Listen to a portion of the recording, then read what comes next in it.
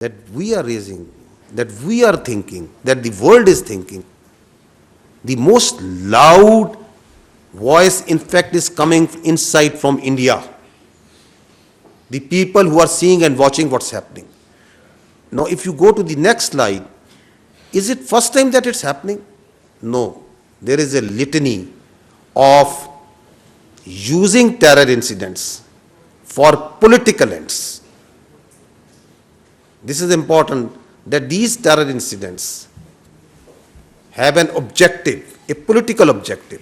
We saw last time in case of Pulwama that how the terror incident in February was used for a political objective for change of status of Kashmir.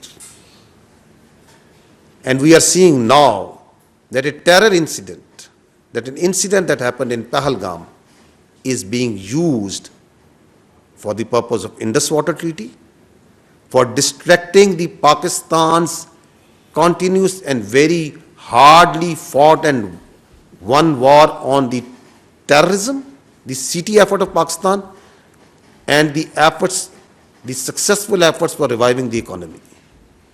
And there is a list of these incidents. I'll just give you examples of two incidents. If you go on the next slide, so the history speaks for itself, that what happened in the Chatti Singhpura 2000, exactly 25 years ago. After a quarter of a century, it's the same playbook being repeated again and again. Using incidents like Pahalgam, like Chatti Singhpura, like Pulwama for political objectives. If you see, the history also tells us what was actually Pulwama. Please listen carefully to the then governor of the Indian illegally occupied Jammu and Kashmir. Blame Pakistan to win, to take credit, win elections. Now, there is another important fact that needs to be considered in the situation that the region is facing today, and that is the phenomenon of the fake encounters using the illegally held Pakistani prisoners in India.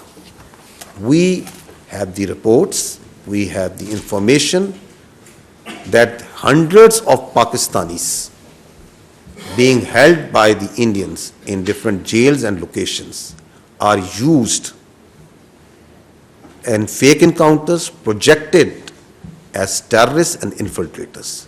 I'll give you just few examples. This boy, Zia Mustafa, he was a minor in October 2013. He was taken in custody while he inadvertently crossed, shot down in a fake encounter on 14th October 2021. Listen to this story as told by his family. And that's why, if you go to the next slide, once you keep on seeing on the Indian media and the so-called evidence that this person has been found and this person has been found, from where are these persons coming? These are these Pakistani citizens, the Kashmiri citizens, who are held in different jails, in different locations. Like that poor boy Zia Mustafa, and many other incidents that are on record, who are brought out of the jails, killed in fake encounters, tortured, forced to give confessional statements, posed as terrorists.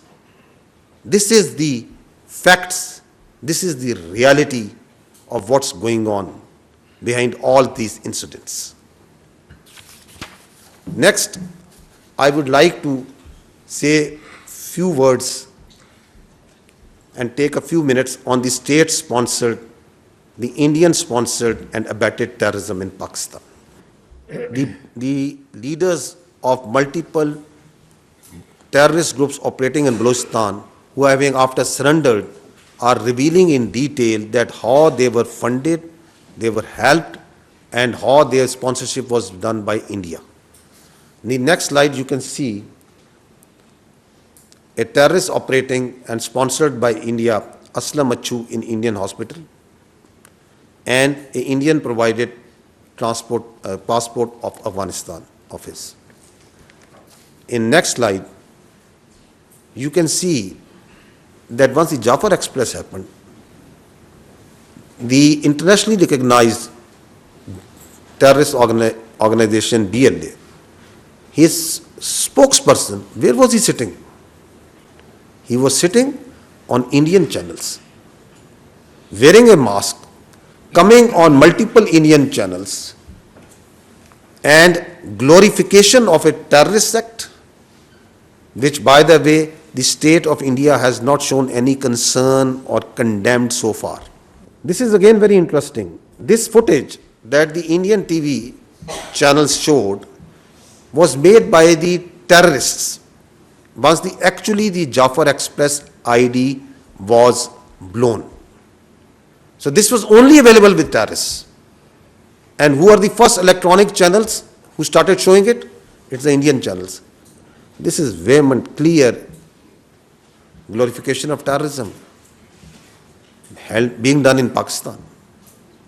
If you move to the next slide, you will find that not long ago, it was Pakistan, as repeatedly has been telling this, and this is the evidence that Pakistan put in front in this room on Indian sponsored and abetted terrorism in Pakistan once the transnational killings of Pakistanis was done.